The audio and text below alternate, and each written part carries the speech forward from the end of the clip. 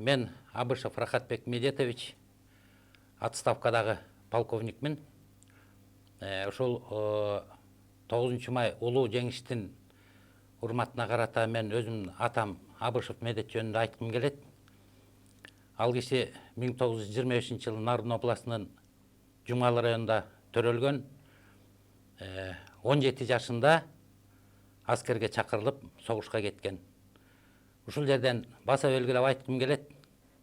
Кыргызда жана кыдыр жолу кат дейт.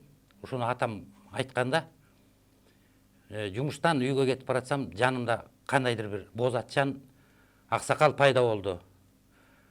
Ал менен сүйлөшүп атканда 3 күндөн кийин согушка кетесиң. Согуштан жарадар болосуң, аман эсен келесиң. Бел куда болуп койгон жериң бар экен, ошол кыз менен үйлөнөсүң, бактылуу өмүр сүрөсүң деп. Атам согушта Украинада жүргөндө Япония Советтер Союзуна кол салат.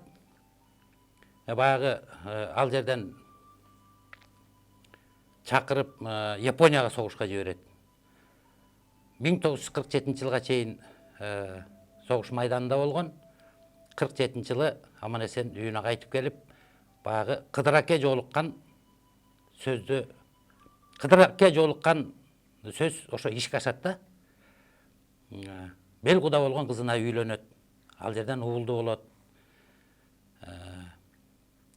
Жакшы жашоо өткөрдү десем болот атам. Калкпай айткан эмес эч качан. 35 жылдан ашык ЧАЭК сельсоветинде азыркыча айтканда төрага, орусча айтканда председатель болуп иштеген. Эч качан калп айткан эмес. Мен атам менен бактанам. Сыймыктанам. Ушундай адамдын баласы болгонума. Келечектеги муундарга айткым келет. Атаңарды сыйлагыла, энеңерди сыйлагыла. Ата-эненин тилин алган адам эч качан жаман болбойт. Ата менен эне баласын эч качан жамандыкка түртпөйт. Акылдуу, эстүү болгула. Көптөгөн орден медалдары бар эле. Бир күн үйгө барсам, 9 майда барсам, көңүлү чөгүп, жер карап отурган экен. Эмне болду десем, за отвагу деген медалым бар эле жок. Орден Отечественной войны 3 степень деген бар эле жок. За победу над Японией деген медалым бар эле, ушунум жок деп. Түшүп калдыбы же бирөө кызыгып көтөрүп кеттиби билбейм. Бирок мен ошол сыйлыктарын 3 айдын ичинде толуктадым. Орден Отечественной войны 3 степень деген Кыргызстандан таппай койдум. Жолдошторум аркылуу Москвадан таптырып келип, барып төшүнө тагып бердим. Мен атам менен сыймыктарам. Атам 2010 жылы июндун 9-нда каза болду. Бирок ошого чейин мен 9 майда үйгө барсам, барып, майрамдап, куттуктап, кетип атканда айтты да, 1 айдан кийин кел, акчаңды жоготпой тур, кайра келесиң деди. Мен анда кызматтамын. Анан эмнеге десем, келгенде көрөсүң деди.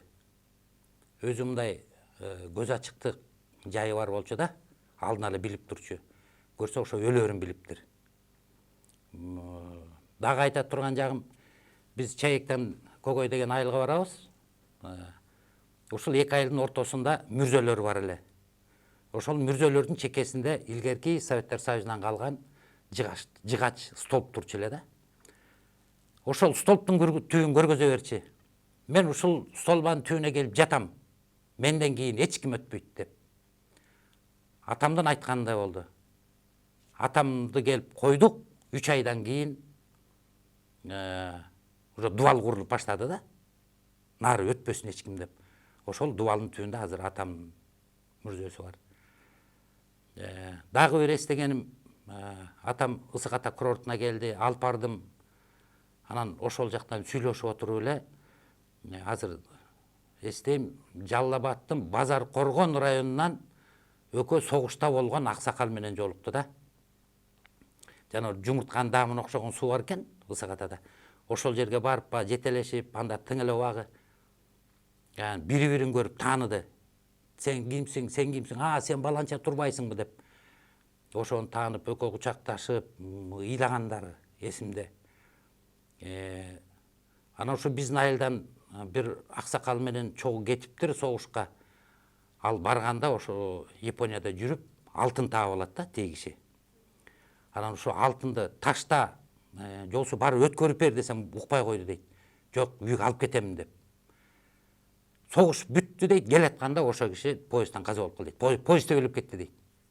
Баягы алтын жок. Ушуну айткан эсимде да, бул арам оокат болуп калды деп. Анан мени ошол погон таагандан кийин мага көп айтчу эле да. Алдаба, калп айтпа, бирөөнүкүн ыйлатып алба, таза иште деп. Мен айткым келет, мен атамдын насаатын аткардым. Мына полковник наамына чейин жеттим, бирөөнү дагы ыйлаткан жокмун деп ойлойм. Бирөөнү дагы какшаткан жокмун деп ойлойм. Бул жашоодо жана дагы бир жолу айтып кетем, ата-эненин сөзүн угуп, ата-эненин тарбиясын көрүш керек да. Ата-эне эч качан балдарын жаман жакка түртпөйт. Дагы эмнени айтсам, Кыдыр жолукканын айттым. Анан өзүнүн табыпчылыгы бар эле. Өзү ооруп келип, анан ушул Ысык Атадан бир Арапбай деген, жана азыркы Ишеналы Арабаев атындагы университеттин Ишеналынын агасы Арапбай дегенге жолугуптур. Өмүр бою сүрөтүн ушу төшүндө кармап өттү да. Ушул киши мени айыктырган, ушул киши мени адам кылган депчи. Ушу табыпчылык кылат эле. Эртең менен келет адамдар, анан тамырын кармайт, оң жагын, сол жагын, оң жагын. Төрөлгөндөн баштап эмне болуп ооруду, каяктан ооруду, кантип айыгат. Ошентип көп ооруларга баягы себепчи болгон. 1991-жылы заместитель министра здравоохранения үйгө барыптыр.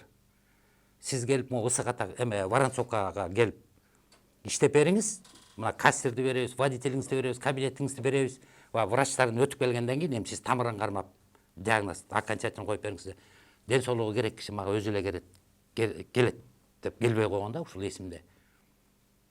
Кийинчерээк айтып калдым, мен уже ракты айыктырганга күчүм жетет, врачтардын күчү жетпейт. Алар химия менен, мисалы үчүн, боорун дарыласа, бөйрөгүн талкалайт, бөйрөгүн дарыласа, ашказанын талкалайт. Мен эч нерсе кылбай туруп ракты айыктыра алам деп айтчы да. Көп киши келчи. Бишкектен барышат, машина менен алып келет, айылга барышат. Дагы бир эмени эстеп атам. Беловодскийден бир байка барды, кыргыз байке. Жанында бир орус бар экен. Тиги киши жалдырап атат, орусчу. У меня во Фрунзе 2 дома, 2 машины, дейт. Одну забирай, дом, и машину любую забирай, только помоги депчи. Ушул эсимде, буту шишип, кийизден, чокой бар го, ошо чокойдон кийип алып тур да, кесип туруп. Анан атам мындай тамырын кармап туруп, тиги кыргыз киши байкеге айтып атат. Кыргызча түшүнөбү деп. Анан түшүнбөйт деди. Аз калган турбайбы? 7 күн же 8 күн деп. Ушул эсимде да. Кийин тиги байке барды. Сиз айткандай болду, 8-күн дегенде эртең менен каза болуп калды депчи. Ушу тамырын кармап эле билип койчу да. Анан баягы мага өкүнүчтүүсү да бар. Ушул өнөрүн алып кала албай калдым да. Анткени мен өзүм погон тагымын отпойм, иштеп кеткенде такай жумуштасың, күн болобу, түн болобу. Атама айтсам, анда сен монун баарын таштап коюп, менин жаныма келишиң керек. Ананда сен эмнеге окудуң депчи. Азыр болгону курун гана сактап калдым, атамдын. Согушта жүргөн курун. Сактап, аздектеп алып жүрөм. Парадный формама илип койгом чогуу. Кай жакка чакырса, ошону тагынып алып барам. Урматтуу кыргызстандыктар, мен сиздерди 9 май жеңиш күнүңүздөр менен куттуктайм. Өзгөчө Кыргызстанда аз калган улуу ата мекендик согуштун катышуучуларын, алардын тылда эмгектенген карыган энелеримди бардыңыздарды 9 май майрамыңыздар менен куттуктайм. Алла таалам силерге өмүр жаш берсин. Сиздерди сыйлаган уул кыздарды, неберелерди, чөбөрөлөрдү берсин. Элибизде тынчтык болсун.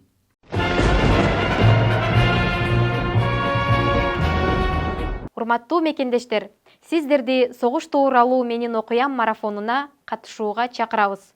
Бул v.kd сайты менен Кыргызстандын «Наша победа» биздин жеңиш кыймылынын, Кыргыз Республикасынын Коргоо министрлигинин жана Кыргыз Республикасынын архив агенттигинин колдоосу менен уюштурулган акция.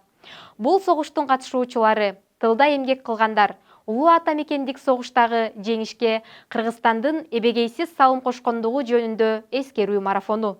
Акцияга катышуу үчүн биздин студияга ар кандай курактагы жана кесиптеги адамдар келсе болот. Ар бир үй бүлөдө улуу ата мекендик согуш тууралуу эскерүүлөр сакталган. Эгер ошондой окуялар тууралуу бүтүндөй өлкөгө айткыңыз келсе, биз сизди күтөбүз. Ал эми баатыр аталарыңыз тууралуу маалыматыңыз жок болсо, анда Память народа мемориал порталдарына аталарыңыздын аты жөнүн толук жазып маалымат алсаңыз болот. Эгер бул ишти өз алдынча кыла албасаңыз, анда Вечерний Бишкек гезитинин редакциясына кайрылыңыз. Байланыштар төмөндө келтирилген.